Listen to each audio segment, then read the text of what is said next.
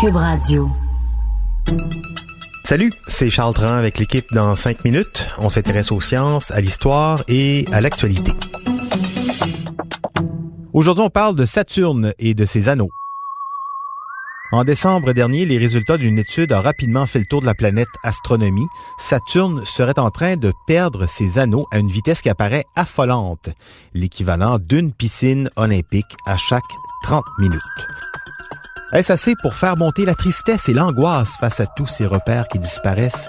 En fait, que sont les anneaux de Saturne au juste et pourquoi la Terre, par exemple, n'en a-t-elle pas? Voici des réponses et précisions avec Hélène Lorrain. Bon, on va tout d'abord revenir sur l'étude sur la perte des anneaux de Saturne. On va se le dire, le pronostic n'apparaît guère réjouissant. La matière des anneaux de Saturne, surtout des morceaux plus ou moins gros de glace et de la poussière de roche aussi, mais tout ça, ça pleut sur Saturne à un rythme accablant, entre 432 kg et 2870 kg de matière à chaque seconde. Bon, ça a l'air capotant, mais Saturne, c'est une sacrée grosse planète et ses anneaux sont composés de beaucoup de matière. Donc, même à ce rythme affolant, ça va prendre au moins 100 millions d'années pour que les anneaux disparaissent. Sur une échelle astronomique, c'est effectivement très rapide, mais sur notre échelle de temps, on a encore le temps d'observer la belle planète pour plusieurs années encore. Les auteurs de l'étude sont les premiers à estimer que nous sommes d'ailleurs fort chanceux d'exister maintenant et de pouvoir observer Saturne avec son spectaculaire système d'anneaux. Mais comment les anneaux de Saturne disparaissent-ils au juste? Par l'action du champ magnétique et celle de la force gravitationnelle de la planète. Les minuscules morceaux de glace sont chargés électriquement par les rayons ultraviolets du Soleil et aussi par des nuages de plasma formés par le passage de micro-astéroïdes dans les anneaux. Donc, une fois chargées, les particules de glace se déplacent selon le champ magnétique et ça forme des traînées en forme de tire-bouchon autour de Saturne. La gravité s'occupe du reste et les particules tombent, vaporisées, sur la géante gazeuse sous la forme d'une pluie d'anneaux. Que c'est romantique.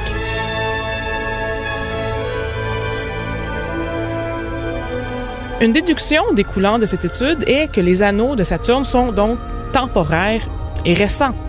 Avec cette déduction en tête, on peut logiquement poser la question à savoir si d'autres planètes ont déjà eu des anneaux aussi luxuriants que ceux de Saturne.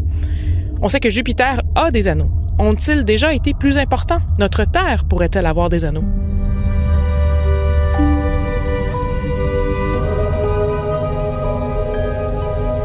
Les anneaux autour d'objets célestes constituent encore des mystères à bien des égards. Par exemple, l'étude sur les anneaux de Saturne qui disparaissent bouscule des hypothèses considérées comme valides depuis un bon moment. Alors qu'il était assez accepté que les anneaux de Saturne étaient quasiment aussi âgés que le système solaire, l'étude indique plutôt que les anneaux seraient récents. Ceci questionne également la formation des anneaux de Saturne. Il y a deux hypothèses régulièrement citées. D'abord, les anneaux seraient de la matière de Lune qui n'a jamais pu s'agglomérer pour former un véritable satellite, ou encore les anneaux seraient les restes d'un objet céleste qui s'est trop rapproché de Saturne et qui a été défait en 1 milliard de morceaux par la force de gravité de la géante. En ce qui concerne Jupiter, ces minces anneaux proviendraient de matière provenant des collisions entre divers objets célestes et ses 79 lunes. Avec la nouvelle étude, il est permis de penser que Jupiter a peut-être déjà eu un système d'anneaux beaucoup plus fourni. Ainsi, les anneaux que l'on voit présentement autour de Jupiter constituent peut-être le futur de Saturne. Uranus et Neptune ont également des anneaux et on ne sait pas vraiment comment ils se sont retrouvés là. Des anneaux ont également été observés sur Chariklo, un astéroïde se retrouvant entre Jupiter et Neptune, et les scientifiques soupçonnent qu'il y ait des anneaux autour de Rhea, l'une des lunes de Saturne. Qu'en est-il de la Terre? Si les anneaux sont si présents dans le système solaire, pourquoi notre bonne vieille planète n'en a-t-elle pas? Rappelons-nous que les anneaux sont faits majoritairement de glace. Et la glace, comme vous savez, ça fond. Je vais gagner un prix de journalisme avec ça. Et comme par hasard, Jupiter, Saturne, Neptune, Uranus, Chariklo et Rhea sont toutes situées très loin du Soleil. Dans notre système solaire, il y a une frontière imaginaire où la glace n'est pas sublimée par les radiations solaires. Il s'agit de la ligne des glaces. Chez nous, la ligne des glaces se situe approximativement à 5 unités astronomiques du Soleil, soit 5 fois la distance entre le Soleil et la Terre. Ça tombe quelque part dans la ceinture d'astéroïdes. Alors, pour qu'un système d'anneaux se forme et surtout dure, il faut qu'il soit minimalement à 5 unités astronomiques du Soleil. La Terre, située à une seule unité astronomique du Soleil, ne pourrait donc pas avoir d'anneaux très longtemps.